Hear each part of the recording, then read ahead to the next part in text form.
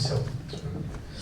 Je représente le Conseil supérieur de l'ordre et je travaille depuis 2004 sur les problématiques d'innovation et justement de créer une approche.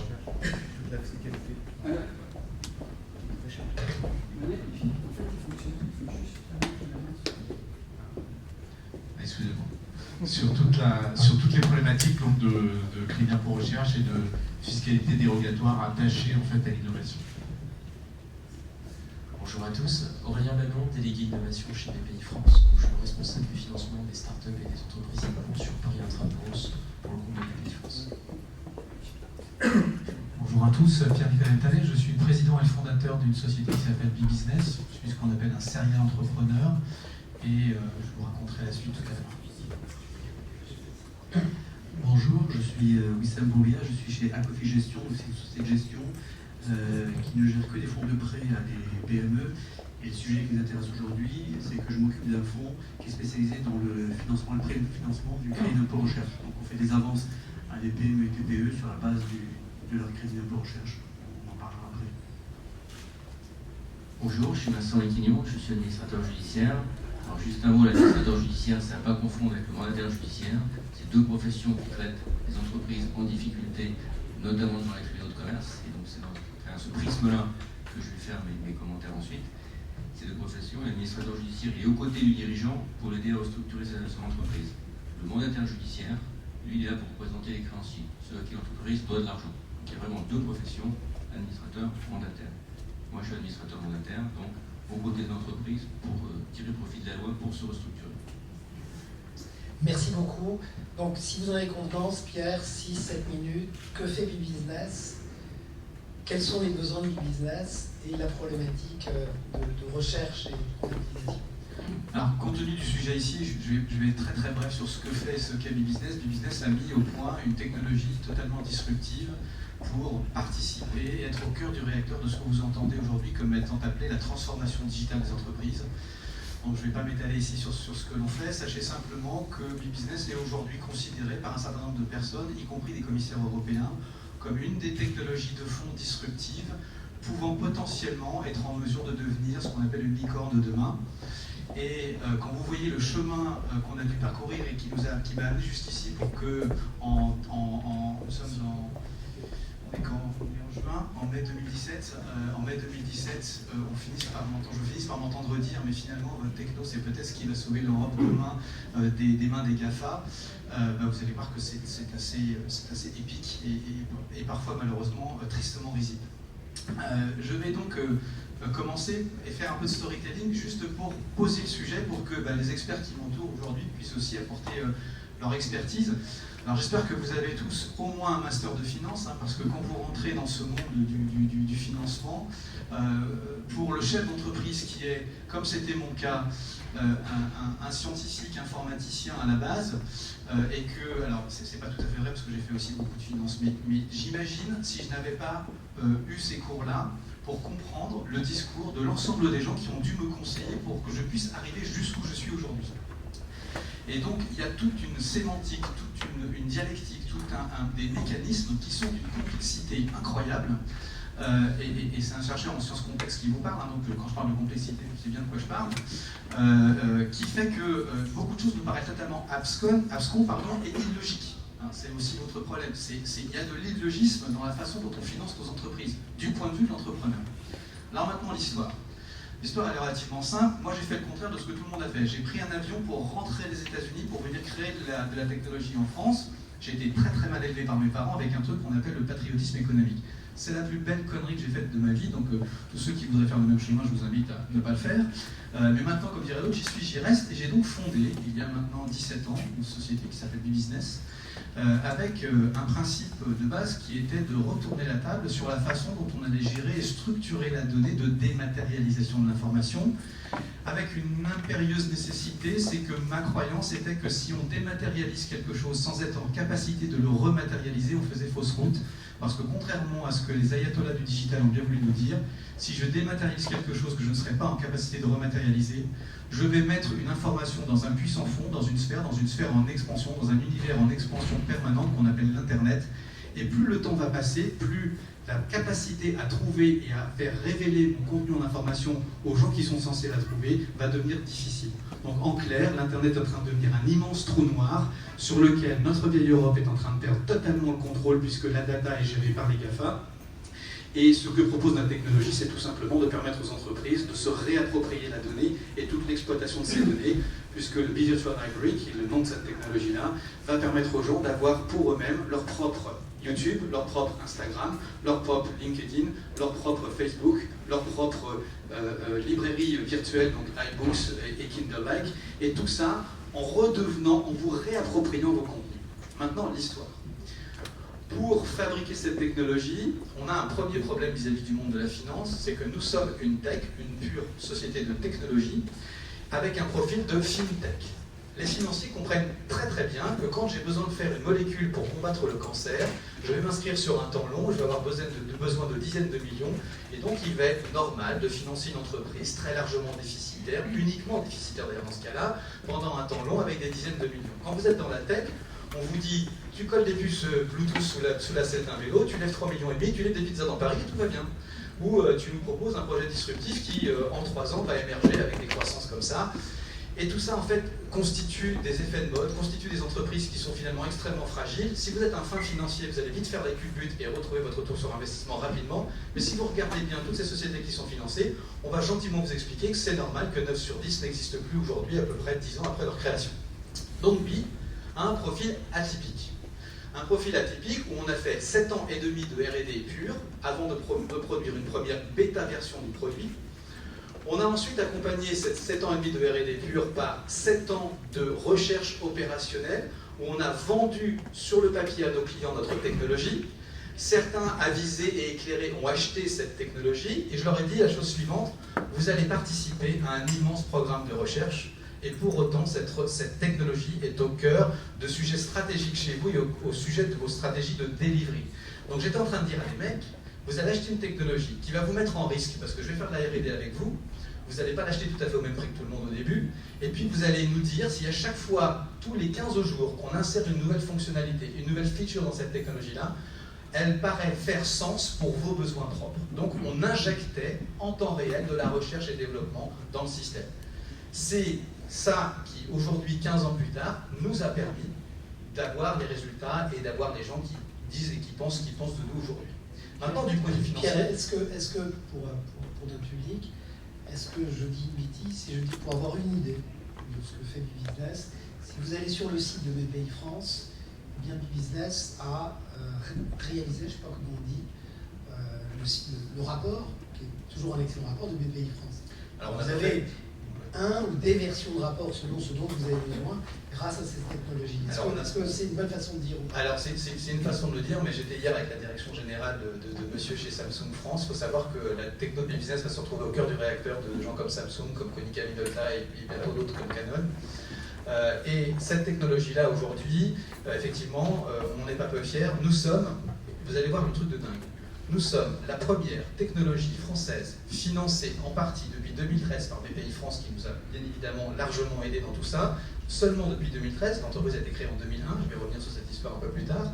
Nous sommes la première technologie que BPI a financée et que BPI achète pour ses besoins propres. Nous sommes, alors je n'ai pas trop le droit de le dire parce que monsieur à côté de moi n'est pas encore au courant, mais nous allons être au cœur de la transformation digitale de BPI France et nous sommes déjà au cœur au travers de la bibliothèque virtuelle de BPI France qui va utiliser notre technologie pour essaimer et diffuser son information. Et il se trouve que BPI France aussi, ayant connaissance de tout le champ d'application de notre technologie et ceux de nos clients, avec Auchan, avec Engie, avec Orange, qui utilisent les tréfonds de la puissance, de toute la puissance de notre technologie, et que ça a été révélé au travers d'un outil que vous connaissez probablement, qu'on appelle le rapport des PME 2015, donc qui est un rapport d'économétrie. Et si vous souhaitez, après cette conférence, voir une démonstration de ce qu'est un rapport digital intégralement personnalisable, en temps réel, rematérialisable à volonté, livré sur toute la planète en moins de 24 heures, vous venez sur le stand de BusinessNest et je pense que mes collaborateurs se feront un plaisir de vous montrer de quoi je parle. Et donc, je reviens sur les aspects qui nous intéressent ici, qui sont des aspects financiers. Pendant 7 ans et demi, on a fait de la R&D, et avec ma culture anglo-saxonne, j'ai vu tous mes confrères, tous mes congénères, les chefs d'entreprise, avoir que des emmerdes dès l'instant où il faisait appel à des fonds publics ou qu'il faisait appel à une quelconque forme de subvention, quelle qu'en soit la forme, dans notre système français. Il faut savoir qu'avec mon logiciel à moi, j'ai été programmé pour comprendre la comptabilité et la finance américaine. J'ai fait mes études aux États-Unis. Quand je suis arrivé devant la comptabilité française, je vous avoue, je n'ai rien compris, mais rien du tout. Et donc, du coup, ça m'a éloigné du système, ça m'a éloigné de sa compréhension, et de vous à moi, ça ne m'intéresse pas vraiment. Chemin faisant, jusqu'en 2013, j'ai strictement refusé, alors qu'on tapait à ma porte, des tas de sociétés de services, ça peut taper à ma porte en disant « vous devriez faire du crédit d'impôt recherche, du crédit d'impôt recherche, du crédit d'impôt recherche ». Au final, en 2013, on a accouché d'une technologie qui coûtait tellement cher à financer que une des personnes a réussi à me convaincre parce qu'elle m'a dit « moi, je vais vous aider à faire du crédit d'impôt recherche et pour ça, je vais uniquement travailler au success fee. Ma culture anglo-saxonne fait que je travaille avec des gens sur un seul critère, le success fee, et uniquement le success fee. Je n'ai qu'une seule culture, celle du résultat. Et donc, par conséquent, ces personnes préparent un dossier et on finit par présenter notre dossier au ministère de la Recherche. Le ministère de la Recherche rejette notre dossier. Nous venions de faire 7 ans et demi de R&D et on nous répond, ce que vous faites, c'est pas de la R&D. Il se trouve que je suis assez proche de certains laboratoires de recherche et de grands universitaires. J'appelle mes pairs et je leur dis, écoutez, je ne suis plus objectif, je ne comprends rien, venez me voir. Et est-ce que, objectivement, on est en train de faire de la recherche, oui ou non? J'invite quelques éminents chercheurs d'éminentes universités françaises et autres chez B-Business et je leur fais une démonstration et je leur dis, voilà, je n'ai plus la potentialité d'être objectif par rapport à ce que je produis. Et ce que je fais, c'est de la recherche. On passe 5... Alors, on avait 1 heure à passer ensemble. Tous les gens qui ont croisé B-Business viennent pour un rendez-vous entre 40 et 60 minutes. 100% des gens repartent entre 3 heures et 5 heures plus tard. Quand ils ont vu ça, ils nous ont dit, c'est clair, tu fais de la recherche. Ils ont donc interjecté, ils ont écrit une lettre à la ministre de la Recherche de l'époque pour lui dire, Geneviève, il y a un truc qui ne va pas dans tes services. On ne peut pas avoir une start-up du niveau de B-Business et avoir rejeté l'intégralité de leurs travaux de recherche au titre du crédit d'impôt recherche. Sur ce, on nous renomme un nouvel expert. Et on me pose une question toute bête. C'est quoi l'état de l'art? La question la plus conne de la Terre, c'est quoi l'état de l'art? Et le problème de l'état de l'art, c'est que précisément, si vous êtes réellement disruptif et réellement en train d'innover, la réponse est « il n'y en a pas, madame ». Il n'y a pas d'état de l'art, puisque je suis en train de disrupter quelque chose qui n'a pas de papier dans les laboratoires. Et donc, pour commencer, on nous a nommé un nouvel expert, et là-dessus, on a une chance inouïe. Il y a un expert autoproclamé qui travaille sur les sujets de la transformation digitale depuis des années et des années, qui se trouve être à la DILAT, qui est l'ex-documentation française, qui s'appelle Yves de Ternay. Et Yves de Ternay est nommé par BPI France et par le ministère de la Recherche comme le référent qui est censé analyser notre dossier et remettre une copie au ministère et à ses experts, ainsi qu'à BPI France, puisque BPI France était rentré à l'époque en préfinancement du crédit d'impôt recherche. Alors, c'était un produit que vous n'avez plus qui a été transféré. Et on a commencé comme ça. 2 mois plus tard, on nous a validé à 120% notre recherche. Je finis en 2 minutes. On nous a validé à 120% notre crédit d'impôt recherche. 5 jours plus tard, je reçois une lettre du ministère des Finances pour un contrôle fiscal sur l'entreprise et personnel. On avait reçu cette intention, en fait, cette validation, et mon expert comptable, puisqu'on était en clôture d'exercice, a dû légalement inclure une somme que je n'avais pas perçue à l'intérieur de mes comptes, ce qui modifiait ma structure bilancielle, ce qui modifiait ma structure de fonds propres. Et puis, on a continué comme ça, et j'ai vécu l'Armageddon pendant 18 mois, qui aurait pu être fatal à l'entreprise. Donc, ce que je redoutais, à savoir, si tu mets le doigt dans les subventions, tu vas avoir tellement d'emmerdes que tu vas tuer ta boîte, c'est exactement ce qui a failli se passer. On a continué comme ça, B-Business est devenu maintenant une boîte de 50 personnes, on a de gros problèmes de financement parce qu'on finance de la recherche et qu'on est en train d'exploser et que, bien évidemment, on doit financer une autre partie de notre développement maintenant. Et là-dessus, je rencontre un certain monsieur qui s'appelle Jean-Claude Palu, ici dans cette salle, et qui me dit, Pierre, ta structure bilancielle, là, il y a un truc qui ne va pas, c'est pas normal que tu n'aies pas de valorisation dans tes immobilisations, de toute la recherche, de tout ce que vous avez fait chez lui. Et je lui dis, Jean-Claude, j'ai obtenu mes prêts bancaires parce que j'étais la seule start-up de la Silicon Valley française grenobloise, donc, pour ceux qui ne le savent pas, à ne pas avoir intégré dans mes bilans et avoir valorisé, immobilisé ma recherche et développement, ce qui a fait grand plaisir à mes banquiers, puisqu'ils disaient, vous êtes le seul à ne pas nous présenter des bilans et des dossiers bidons. Les banquiers, c'était la lecture qu'ils en avaient.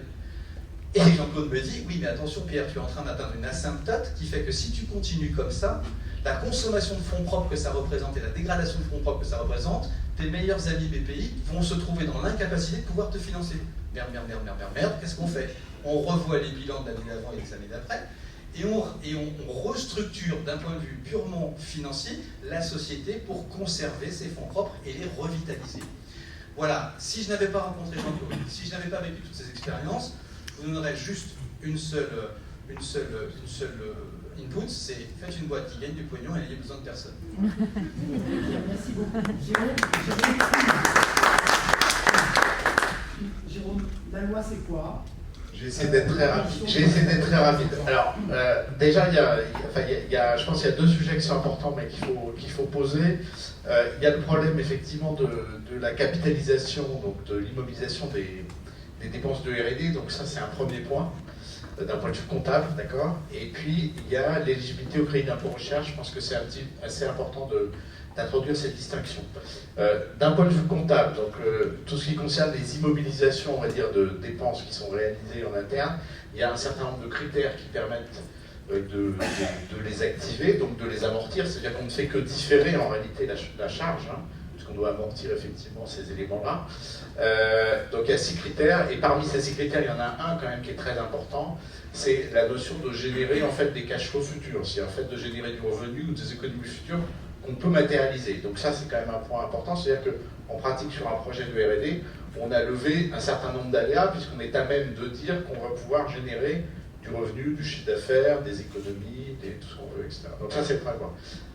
Pour ce qui concerne le crédit d'impôt recherche, lui, est assis sur des dépenses de recherche. Alors, le problème, c'est que c'est des faux amis, en fait. Le crédit d'impôt recherche est assis sur des dépenses de recherche qui sont déterminées sur le manuel de Frascati. Donc, on ne tient absolument pas compte, effectivement, de la notion de revenu futur. C'est-à-dire qu'on est dans un concept, on dit, on fait l'état de l'art, désolé. Alors, quand il n'y a pas d'état de l'art, en effet, ça peut être compliqué.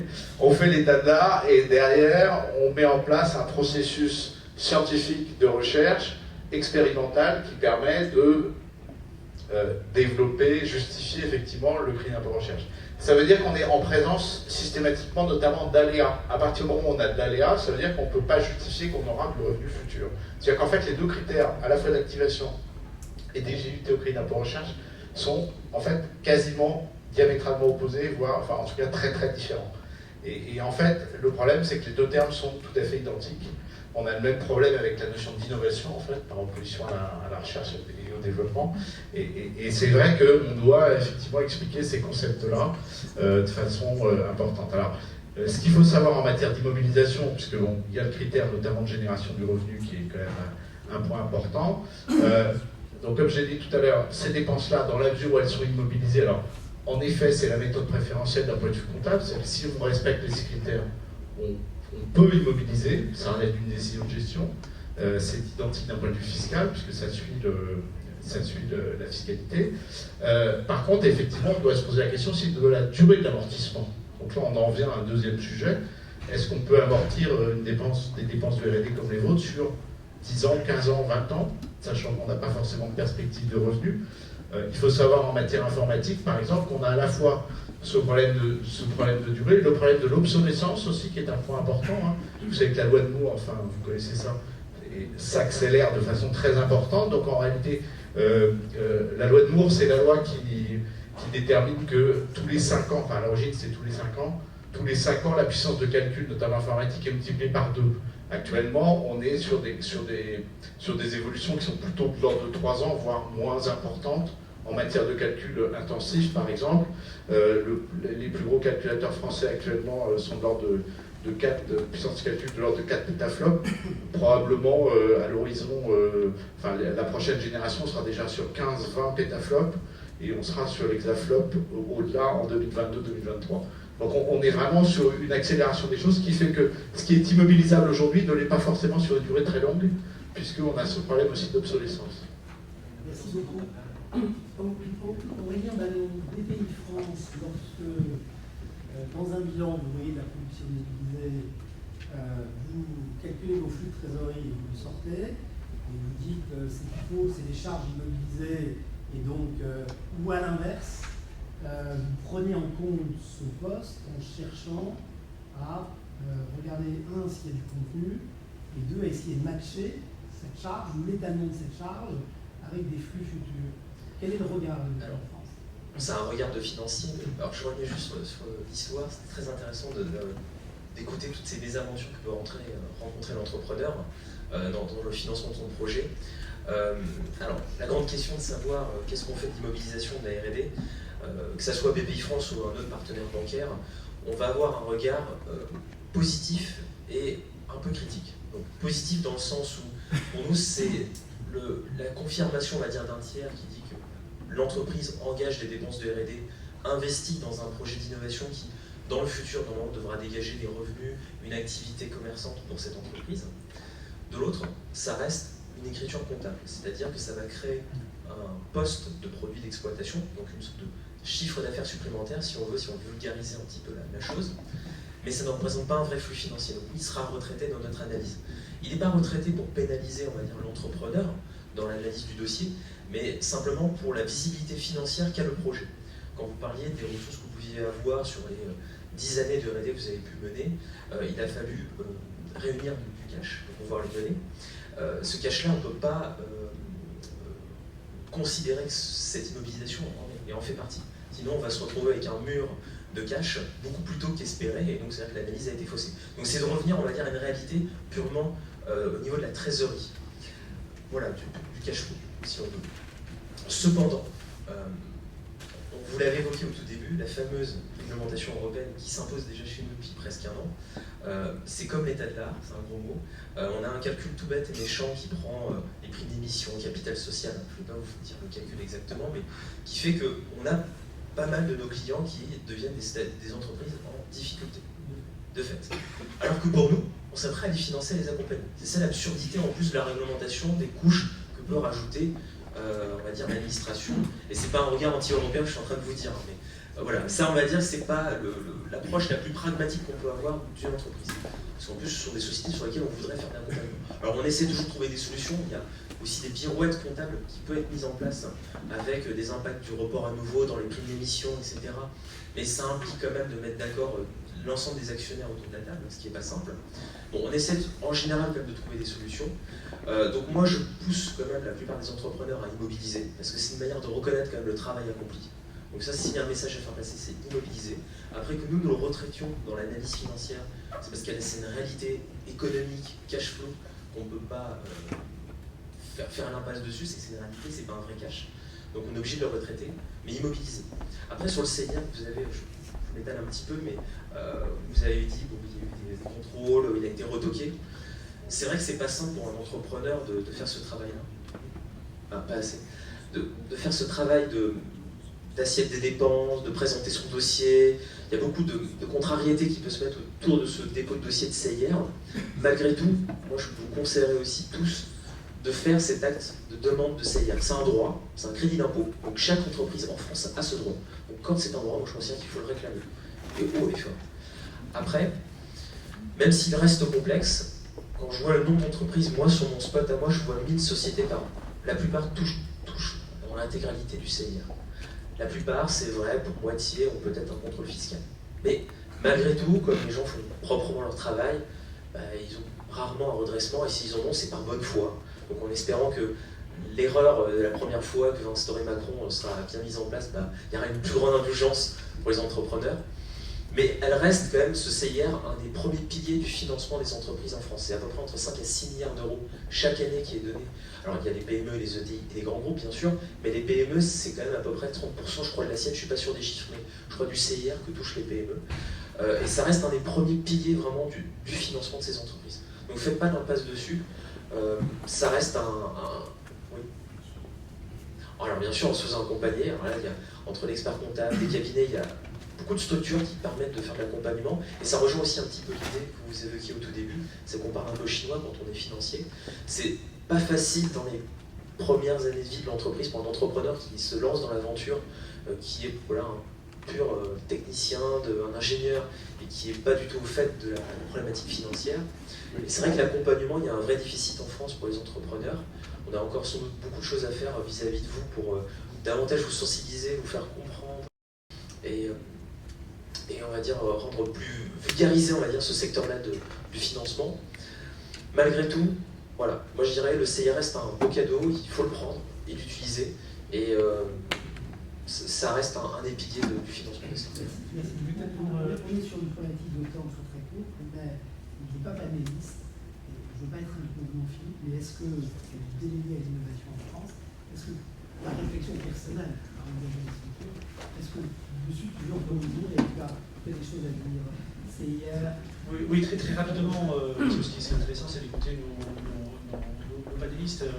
Quand, à la demande de Fleur Pellerin, a été mise en place cette mission d'innovation rapprochée avec son entreprise que je pilote depuis sa création, 5 axes nous ont été confiés. Le premier, ça a été sécuriser l'accès au crédit impôt recherche, en simplifier la démarche.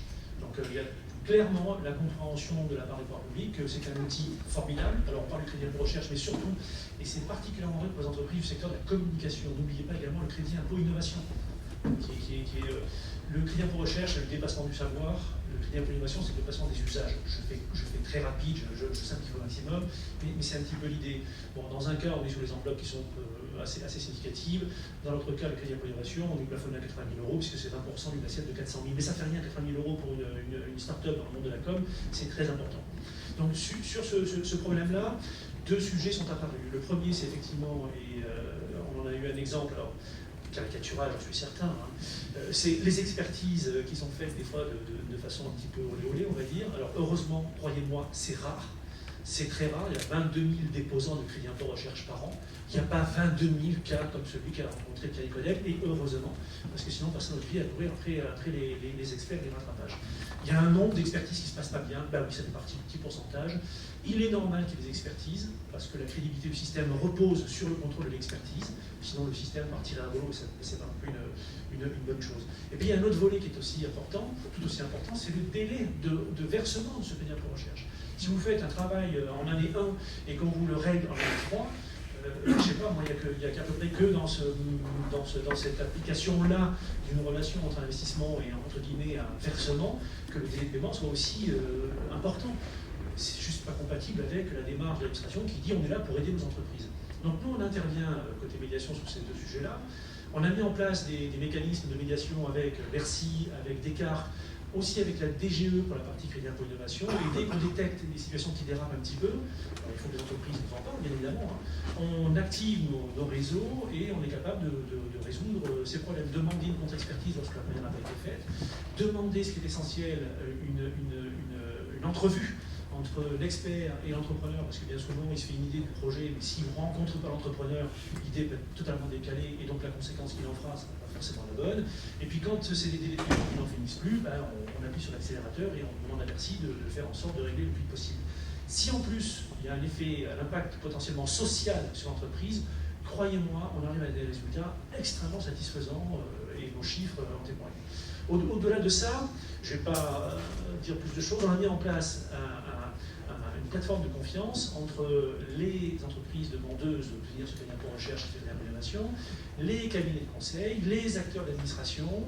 Et je propose peut-être, Jean-Paul, que tu nous en parles un petit peu, puisque tu es au centre de ce dispositif. Alors à la fois parce que tu touches du crédit impôt recherche, et à la fois parce que tu vois comment cette plateforme de référencement fonctionne. Bon, je peux témoigner qu'effectivement, enfin, le travail de la médiation et celui que tu fais, Philippe, est tout à fait remarquable. Et je pense que tu as établi tout un tas de relations entre le ministère de la Recherche, le ministère des Finances et un certain nombre d'associations d'entreprises innovantes et les entreprises, qui est tout à fait efficace. Et bon, tu l'as montré un peu ce matin, tu viens de leur montrer, c'est ça le fond.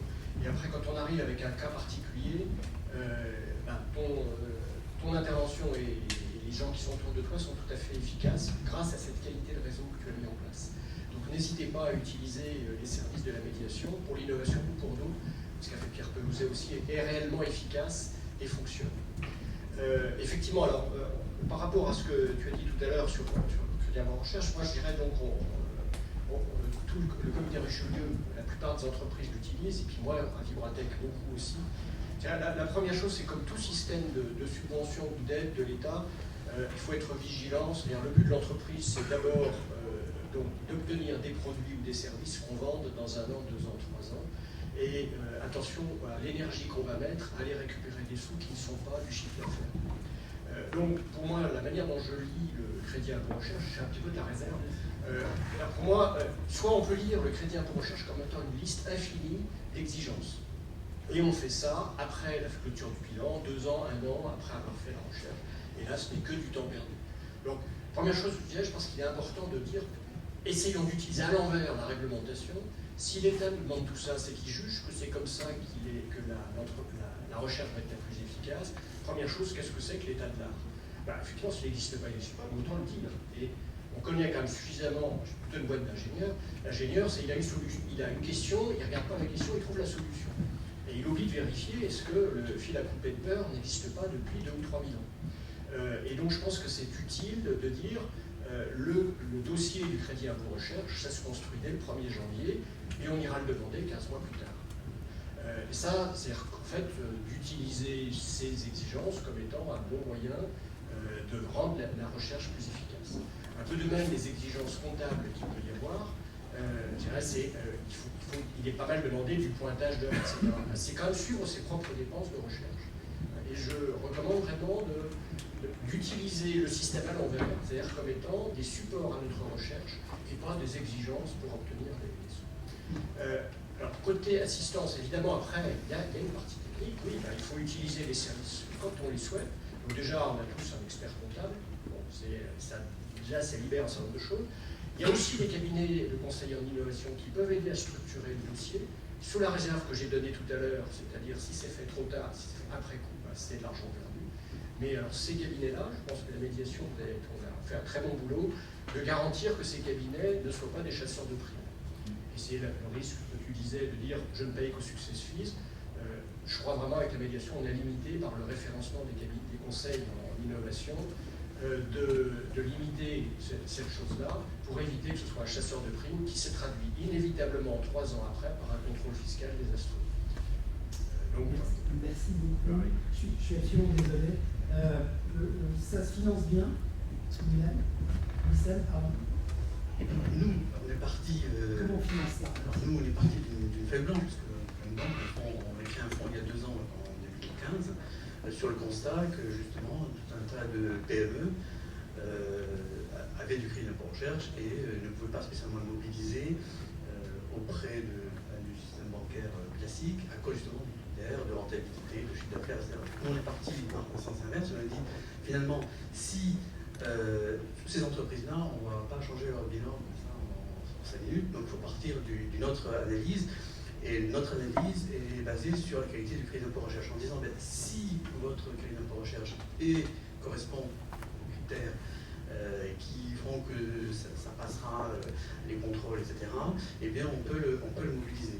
Et donc c'est sur cette base qu'on a créé un fonds il y a 2 ans qui aujourd'hui est doté de 100 millions d'euros, dont un tiers du Fonds européen d'investissement, la Caisse des dépôts et un certain nombre d'investisseurs privés, des assurances, des caisses de retraite, sur la base de dire voilà, on va financer des PME, on ne va pas regarder la qualité de leur bilan, pas de critères de chiffre d'affaires, pas de critères de rentabilité, pas de critères d'endettement, etc. L'angle d'attaque et le point d'entrée dans l'analyse de cette entreprise, on sait que de toute manière son bilan est faible, parce que voilà, dans cette catégorie, de toute manière les autres n'ont pas besoin de nous, elles sont multi-bancarisées, voilà, les ETI, les boîtes qui vont très bien, elles ont déjà ce qu'il faut. Donc nous, on va s'attaquer à ce segment qui n'est pas couvert, et donc la seule chose qu'elles ont dans leur bilan qui par contre est bien, contrairement à peut-être leur ratio financier, c'est le crédit d'impôt recherche. Donc on dit, voilà, si vous avez un crédit d'impôt recherche qui est entre guillemets de qualité, alors après, c'est quoi la qualité, mais si c'est de qualité, nous on va le mobiliser, c'est-à-dire que nous on va faire une avance sur la base de ce que vous allez déclarer, on va regarder comment vous quitez, on va vous avancer 90% de ce montant, et nous, on va absorber le délai de remboursement. Et surtout l'aléa, parce que le problème, il est certes sur le décalage dans le temps, mais aussi l'aléa, parce que l'administration ne dit pas quand elle va payer précisément. Donc, pour viser dans sa trésorerie, l'immeuble, ça va l'accepter. Donc, on ne sait pas exactement. Et donc, cet aléa pour le chef d'entreprise d'une PME qui a une visibilité peut-être à quelques mois, nous, on a financé depuis 2015 130 PME, 170 créances de crédit d'impôt recherche pour environ, au total, en cumulé, 70 millions d'euros. des entreprises qui n'avaient pas de visibilité à 2 mois, mais qui avaient une qualité de R&D fantastique et pour lequel on pensait que ça passait très très bien et donc pour le coup on pouvait les financer. Donc on leur dit ben voilà, on va vous avancer 90% de la somme.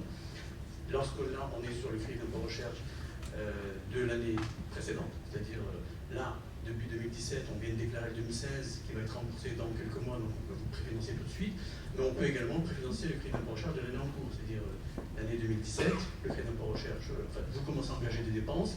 Donc aujourd'hui, on est en mai, vous avez fait 5 mois, en gros, si on linéarise les 5 douzièmes de votre crédit d'impôt de l'année, on peut acheter votre crédit d'impôt recherche à la base de 5 douzièmes aujourd'hui, en septembre 9 douzièmes et en décembre 12 douzièmes. Donc en fait, c'est une avance de trésorerie. Et d'ailleurs, nous, on considère que on fait une avance de trésorerie sur des dépenses que vous avez engagées et que vous allez déposer pour le sur 2017 quelque part début 2018 et qui va être payé quelque part mi ou fin 2018. En fait, on vous avance tout de suite quelque chose qui va être payé dans un peu plus d'1 an. Or, vos dépenses, elles sont aujourd'hui. Donc, on vous avance au fur et à mesure du. Donc, notre angle d'attaque, c'est le crédit d'impôt recherche et uniquement cet aspect-là. Ça a juste un petit inconvénient, c'est qu'évidemment on fait un audit, puisque le reste on ne regarde pas, il faut bien qu'on parte de quelque chose pour regarder que ceci est bien fait, qu'il n'est pas survalorisé, etc. Puisque nous, par la suite, on prend le risque fiscal, qu'il y ait un contrôle, et que ça se passe mal, et que l'administration vienne nous voir en disant, parce que l'administration elle a dit, moi le fond je vais vous chercher vous. Donc, puisque c'est à vous que j'ai remboursé la somme, je vais vous demander la différence. Donc on veut s'assurer que tout ceci est bien fait. Donc c'est un petit peu pénible, mais au final, après 130 audits, les entreprises finalement finissent par trouver que c'est pas mal parce qu'on a un regard différent, un peu conservateur, et ça pointe du doigt aussi les zones de risque. En disant, en fait, dans cette partie-là, il n'y a pas tout, la DOC, etc., c'est pas tout ça n'est pas bien organisé, ce qu'on parlait tout à l'heure, etc. Et donc on pointe les zones de risque et on leur dit, non, on peut vous avancer la somme. Si vous mettez à jour votre dossier, que les factures sont envoyées à la bonne date, etc., ben on vous fera la somme complément on ferait ça. Donc il y a un effet après positif au-delà de l'aspect un peu. Ce qui est intéressant dans ce qui est exposé là, c'est d'abord que le lien avec ce que dit Jean-Paul, c'est qu'on se sert de crédit d'impôt recherche pour accompagner en même temps la démarche d'investissement en matière de R&D et on va le reconstruire après coup, ce qui aurait dû être fait pendant la démarche de R&D. Et puis ça c'est assez exceptionnel, donc je le reformule, hein, mais c'est une avance de trésorerie qui n'est pas conditionnée au fonds propre, mais à la qualité du dossier de R&D. Et ça, je trouve ça assez remarquable. Je ne crois pas qu'il y ait beaucoup de dispositifs financiers de ce niveau-là.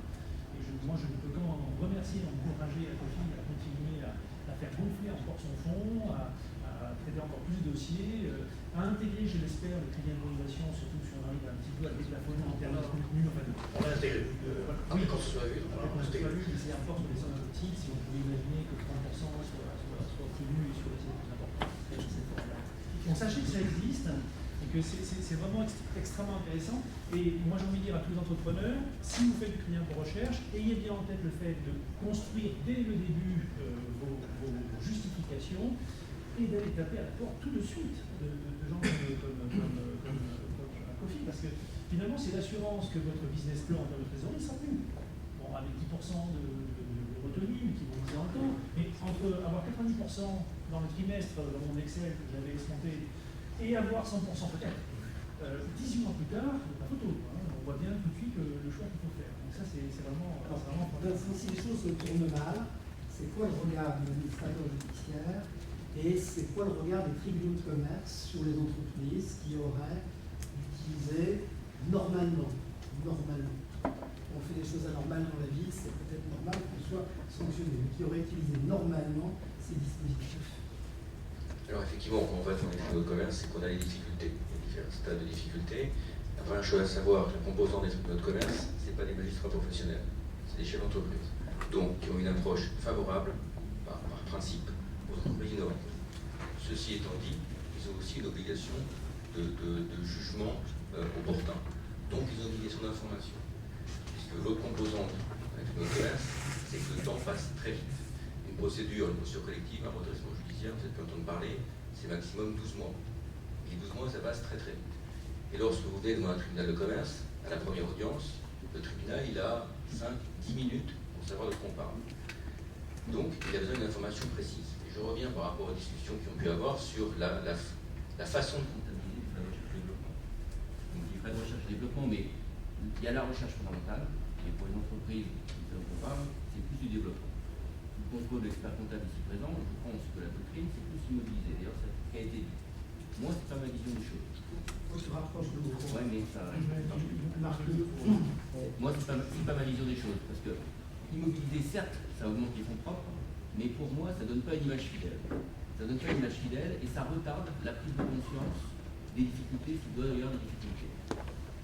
La quasi-totalité des startups que j'ai vu venir dans un tribunal de commerce avaient attendu le dernier moment pour se rendre compte qu'il y a des difficultés. Concrètement, c'est quand il n'y a plus de trésor. Alors certes, il y avait des fonds propres importants, mais d'accord. Mais quand on immobilise des frais de recherche et développement, c'est pas de cash. C'est pas de cash. Les dépenses, elles ont été faites.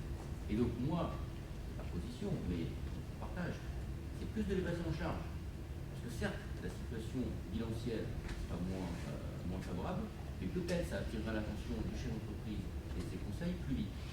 Et la position bilancielle, une autre notion dans un tribunal de commerce, c'est l'état de station des paiements. L'état de station des paiements, c'est actif disponible, est-ce qu'il est suffisant pour payer le passif exigible?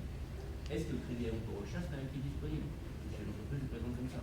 D'où la qualité du dossier. Si on a une approche compte de résultats, l'activation et l'immobilisation des fonds de recherche, à mon avis aussi, augmente, on parlait de quelque chose tout à l'heure, et devant un tribunal de commerce, on a vraiment une approche pragmatique, on pense cash flow.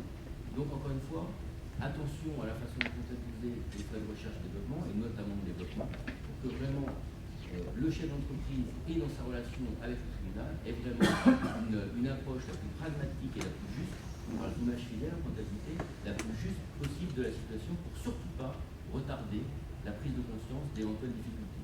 Ça, c'est le principal reproche qui est fait par les tribunaux de commerce et les entreprises, c'est d'avoir trop attendu. C'est pas le sujet ici, mais moins on attend, plus il y a de solutions qui s'offrent aux chefs d'entreprise pour structurer son entreprise devant un tribunal de commerce. Donc surtout, il ne faut pas que la façon de comptabiliser les frais de recherche et développement, et j'insiste, les frais de développement, ou la façon de présenter sa créance de crédit de recherche, soit quelque chose qui masque une réalité qui passe par du temps dans la prise de conscience des difficultés.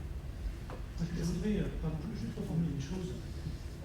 C'est un peu compliqué, mais je vais essayer de l'exprimer avec les mots en espérant que ce soit, que je puisse vous le passer. Je pense que l'entreprise peut être vue de deux manières. À un moment donné, je vais m'appuyer d'ailleurs sur l'exemple des entreprises en difficulté vu la direction de l'Union européenne. Qu'est-ce que c'est qu'une entreprise en difficulté? Effectivement, on ramène le fonds propre et pertes cumulées depuis 3 ans, on divise par 2, et puis on sort un résultat, si on est au-dessus, on est en difficulté, si on est au-dessous, on est en difficulté. Ça, c'est statique. C'est une vision des choses statiques et arithmétiques. Ok, d'accord, mais l'entreprise qui décolle, pendant un temps, elle va être en dessous de ce calcul. Est-ce qu'elle est en difficulté? Non, elle est en devenir. Elle est en devenir, c'est-à-dire qu'elle est en promesse, c'est-à-dire qu'elle est en une démarche offensive. Une entreprise qui a été rentable et qui décroît et qui traverse ce seuil devient donc en difficulté. Est-ce que son futur est menacé? Oui, il est menacé puisqu'elle est sur une pente descendante. Donc, et là, elle est en défensive. Et moi, je me demande si, alors, je vais sûrement heurter les oreilles de l'ordre, mais je crois qu'il faut avoir un petit peu cette schizophrénie, c'est que quand on lit un bilan dans une logique d'accompagnement de croissance, il faut le regarder sous l'angle offensif. Et là, je reprends, et je tiens compte de l'utilisation des frais de R&D, surtout s'il faut un DLR rescrit, et peut-être un financement à profit, parce que je sais que ça va rentrer, et je reconnais la capacité d'entreprise à être dans une démarche de conquête et dans une démarche offensive. En revanche, si je suis en train d'analyser l'entreprise alors qu'elle est dans une logique un petit peu critique, là je vais en défensif. Et tout ce qui est d'amélioration, d'interprétation des chiffres, je l'enlève pour me faire l'idée la plus terrible finalement de ce que peut être la réalité à court terme, de manière à prendre les bonnes décisions. Mais ça, peut-être que je dis une énorme bêtise, parce qu'effectivement, on va être un peu schizophrène. Mais il y a peut-être un problème, c'est qu'on peut passer en disant une chose, c'est que les frais de recherche et développement, je pense, qu'il faut les comptabiliser. On fait la recherche et développement. Mais en aucun cas, ça ne peut être un substitut à une absence de fonds propres et une absence de formation de BE. C'est une aide, on pousse un peu le tas de sable, mais si on le conçoit comme un substitut, alors on tombe. Il ne faut pas être aveuglé par la méthode de comptabilisation. Voilà. Ça, C'est un petit peu ce que je voulais dire aussi. Ouais. Alors, l'ordre n'est pas heurté, car l'ordre est sourd. Par l'AXEO, qui fait un logiciel de... Je suis désolé, on a épuisé, mais comme personne ne met dehors, on a une question dans la salle. C'est plutôt presque une remarque. Déjà, en tant qu'entrepreneur, j'ai fait Crédit Impôt Recherche début 90, mais je suis passé par des écoles de commerce françaises où j'ai appris les deux bilans, donc aussi bien français qu'anglo-saxon. Et pour vous dire, le problème, c'est que le bilan comptable, le plan comptable français ne tient pas en compte les actifs immatériels que sont être offensif ou défensif. Comme c'est pas vu, effectivement, le bilan, c'est un purement comptable, le plan 82, c'est quelque chose pour que on puisse être taxé par l'État. Donc c'est pas un outil de gestion comme peut être le plan comptable anglo-saxon, qui est beaucoup plus orienté gestion. D'accord ? Donc ça c'est un des problèmes déjà, c'est que l'outil de mesure est inapproprié. Ça allait il y a 30 ans, hein. Sauf que maintenant, il faudrait éventuellement, alors ça c'est l'ordre des comptables, remodifier l'approche qui va se remettre sur un plan. C'est une excellente. Est-ce que les évolutions comptables en cours règlent ce problème ou pas? Non. Non, mais... Alors, le plan, je vais parler fort. Le plan comptable français, a priori, en effet, il est élaboré à la base pour déterminer l'assiette fiscale. On est bien d'accord. Et d'ailleurs, c'est un des soucis de notre profession, c'est que dans certains cas, on se sent un peu auxiliarisé vis-à-vis de l'administration fiscale. On est bien d'accord. Ça, c'est une réalité évidente. Donc, plan comptable non conforme, refus de certification, refus de comptabilité, etc. Donc on ne peut pas sortir de là, on est obligé d'avoir un plan comptable conforme. Ça, c'est le premier point. Le second point, rien n'empêche à l'intérieur de son plan comptable, avec son conseil expert comptable ou d'autres, d'organiser sa comptabilité selon des processus analytiques qui permettent d'avoir une comptabilité par projet pour matérialiser ce qu'on va activer, ce qu'on va rentrer dans la recherche, etc. Donc, mais il y a un moment donné, on est dans une situation où en France, effectivement, le plan comptable, c'est aussi une assiette fiscale, ou essentiellement une assiette fiscale, je ne sais pas comment on peut dire ça. Mais la façon de penser est très différente d'un plan anglo-saxon. En réalité, dans la façon d'analyser, c'est ça en fait. Oui, le mindset est totalement différent. Les données, la constitution des données n'est pas tellement différente, puisqu'en France, on a les évolutions des normes françaises, il y a une convergence vers les normes comptables internationales, donc on est tout à fait dans la même démarche. Et d'ailleurs, les principes d'immobilisation des dépenses de R&D notamment sont ceux d'IAS 39, IAS 38, pardon, qui sont précisément les mêmes que en IFRS. Alors c'est pas forcément la même chose tout à fait en USGAP. Il y a une dernière question dans la salle, peut-être Gilles. Oui, je veux faire un point. Je pense qu'il y a un élément essentiel qui crée ce... On a entendu en fait deux réponses là. Il faut immobiliser, il ne faut pas immobiliser. Alors pour un entrepreneur, c'est pas facile. Hein. C'est lui qui choisit. Voilà, donc en gros, il se débrouille. Et le résultat, en fait, il vient d'une incompréhension totale entre le monde qui soutient l'innovation et le monde du tribunal des commerces. Je n'oppose personne. Laissez-moi finir. Je vous permets, s'il vous plaît, laissez-moi finir. Encore une fois, j'accuse personne. C'est il faut que tout le monde s'aligne. Et l'élément essentiel, c'est qu'aujourd'hui, toute société start-up, elle se fait financer par BPI, il y a une garantie derrière, les banques viennent, ce sont des personnes morales qui savent très bien qu'on est dans une situation à risque. Cette notion de à risque, vous passez en tribunal du commerce, elle est disparue, elle n'est pas prise en compte.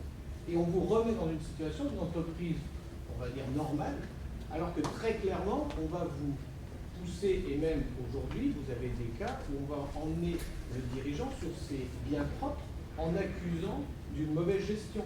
Donc, encore une fois, je n'accuse pas, mais le fait est là. Il faut absolument que le fil conducteur reste.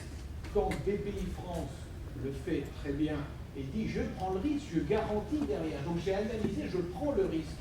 Il faut que ça continue jusqu'au bout. Parce qu'à la fin, le dirigeant, il est tout seul face au tribunal de commerce.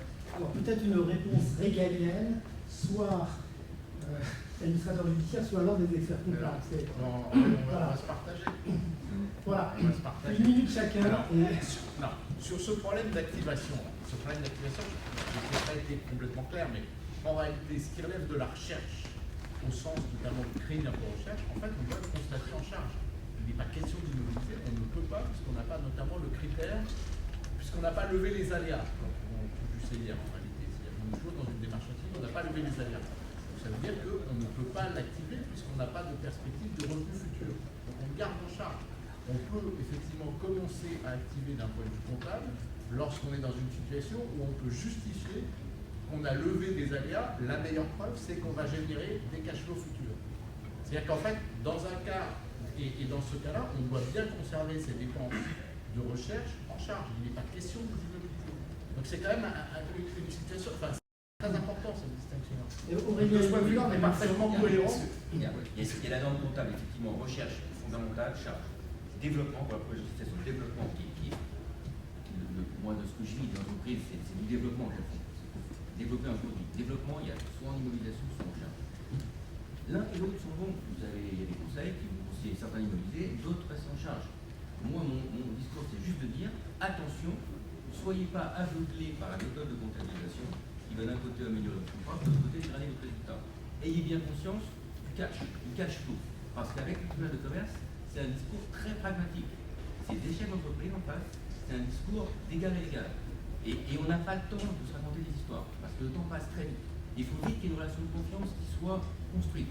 Elle est présupposée, c'est l'approche du tribunal de commerce, il faut vite la construire. Il faut qu'il y ait une relation de confiance et que le tribunal se rende rapidement compte que l'entreprise qu'il a en face de lui a la capacité à continuer à développer sa boutique.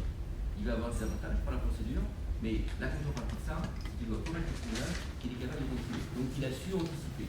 Et s'il y a juste une chose à retenir, c'est surtout anticiper. Plus vous venez tôt dans un problème de commerce, plus vous avez une marge de manœuvre et une capacité de décision. Est-ce que vous pensez que vous avez des effets de bord qui coupent immédiatement toute une autre logique qui est celle de l'entrepreneur et de votre relation avec la banque, et que quoi que vous disiez, la réalité quand même, c'est que dès l'instant où vous avez eu cette démarche, une saine démarche, une démarche naturelle, à partir du moment où dans ce pays, le rapport à l'échec est ce qu'il est, et le rapport au risque est ce qu'il est, vous ne modifiez pas les mindsets de votre environnement, qui fait que vous allez de manière assez inéluctable au carton. Donc, le chef d'entreprise passe son temps à essayer de retarder cet événement parce qu'il sait par ailleurs les risques que ça va le faire prendre, ne serait-ce que vis-à-vis des premiers clients qu'il a commencé à avoir. Si on parle d'innovation et de start-up, le jour où vous vous déclarez en situation de probable cessation de paiement, les grands groupes, et malgré toutes les grandes déclarations et les jolis contrats qu'on a fait signer, j'en ai signé il y a très longtemps, de rapport entre les PME et les grands groupes, tout ça, de fait, dans la réalité du one-to-one dans le business, s'arrête. Et après, vous allez devant des commissions diverses et variées qui peuvent éventuellement relancer la machine. Mais vous êtes mort, c'est tout. Et donc, la réalité aujourd'hui, c'est que, de notre point de vue, quand on écoute vos deux conseils, moi j'ai organisé une réunion entre deux titans, Jean-Claude Palu et mon expert comptable, l'un me disant surtout tu n'immobilises pas, et l'autre me dit mais surtout tu vas le faire. Voilà. Et deux personnes d'un niveau de compétence et d'un niveau d'implication, mais pas uniquement, au-delà de la compétence, de savoir-faire et d'expérience de vie très différents.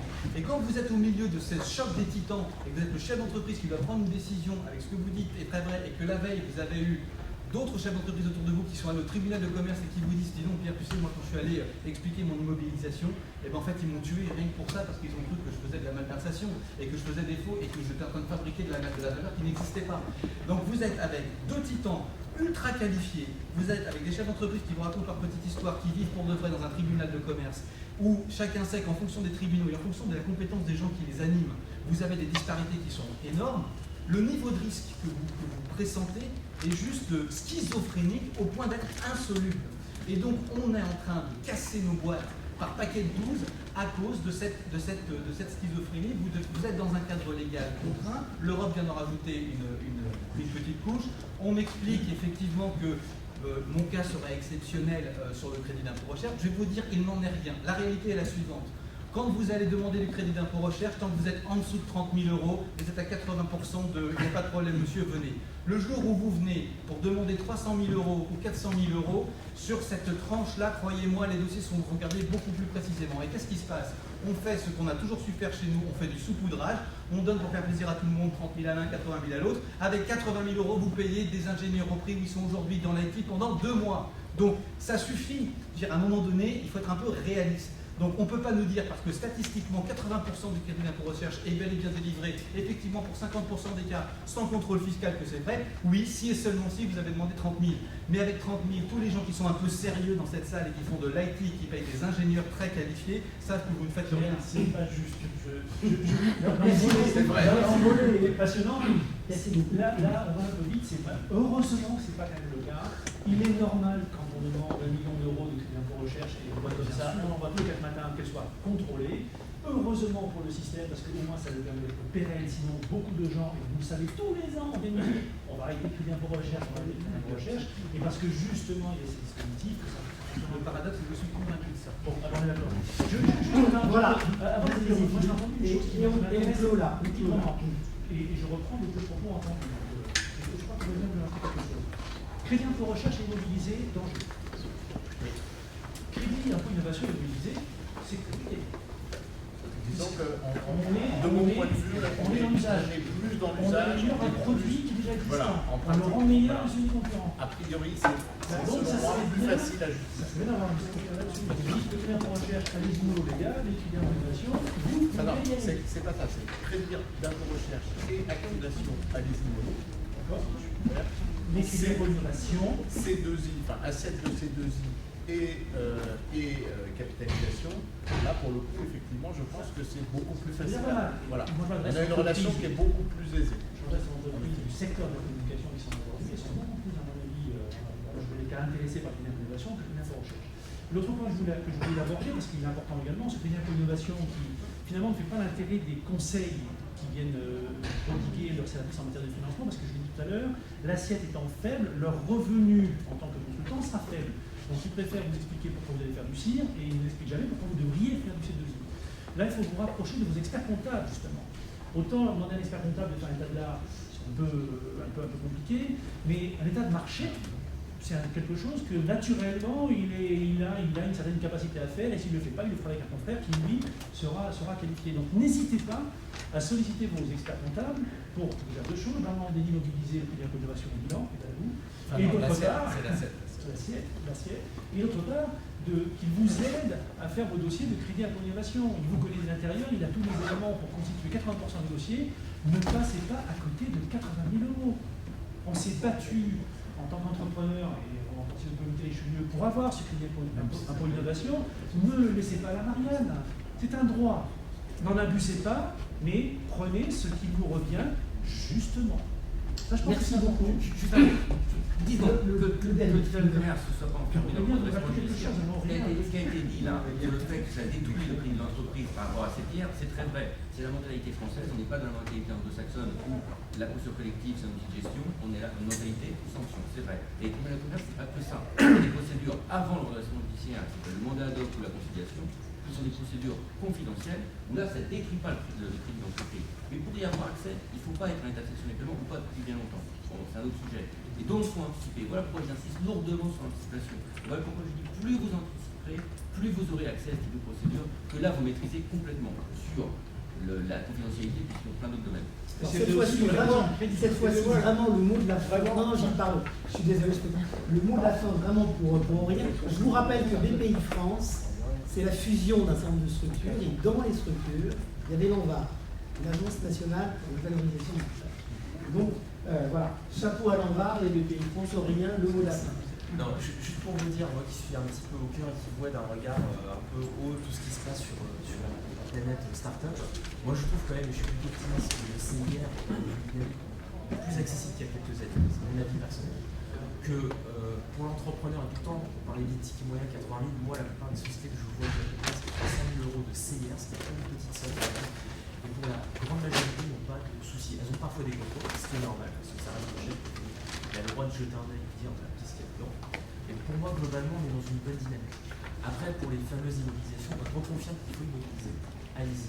Mais après, comme on disait par rapport au tribunal, il va faire de déni de réalité. Des fois, j'entends les autres parler, moi j'ai 1 million d'euros de fonds propres, je ne comprends pas. Pourquoi vous ne voulez pas me compter? Et monsieur m'a regardé la case disponibilité à l'actif. C'est ça qui est le cœur de le cœur, le sang de votre entreprise, c'est le cash. Et c'est plutôt ça que vous devez regarder à chaque fois que vous avez des fonds. Voilà, merci beaucoup. Bravo à vous parce que c'est l'heure de la sieste et c'est un sujet aussi technique que ça. Donc, merci à vous intervenir. Merci beaucoup.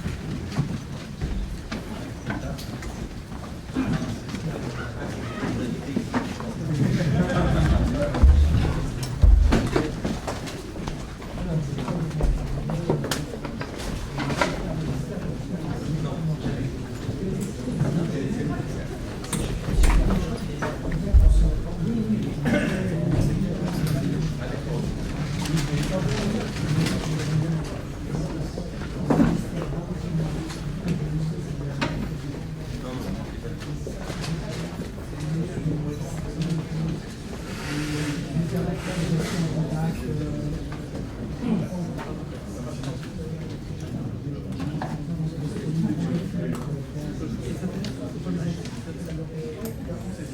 Merci à vous. Merci.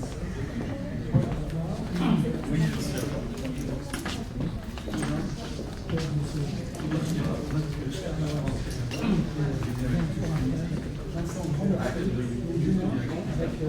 c'est moi qui faire des scripts avant de faire la loi. Et c'est moi qui décide si c'est l'expert comptable qui fait ce que je lui dis. Parce que j'en sais, c'est pas ce que j'en sais. Il y a des